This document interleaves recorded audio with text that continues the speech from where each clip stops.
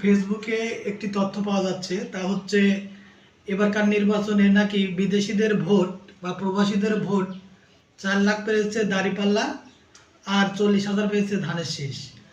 আমি মনে করি এই খবরটি সম্পূর্ণ ভুয়া। কারণ কি, ভোট আমরাও দিয়েছি যারা ভোটের ডিউটি করেছে। এরকম একটা খামে নির্বাচন কমিশন অফিস থেকে ভোটের ব্যালট পেপার এবং হ্যানা এবং একটি ফর্ম দিয়েছে, তার মধ্যে 2টি খাম দিয়েছে। তো আমরা যারা ভোট দিয়েছি সেই ভোটটা একটি হলুদ খামের মধ্যে ভরে দিতে হয়েছে।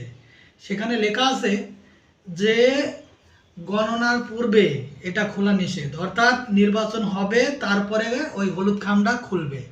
তাহলে হলুদ খাম না খুলতেই কিভাবে বুঝলো যে এটার 4 লাখ পেয়েছে দাঁড়িপাল্লা আর 40,000 পেয়েছে ধানের শীষ? এটা সম্পূর্ণ একটি ভুয়া তথ্য।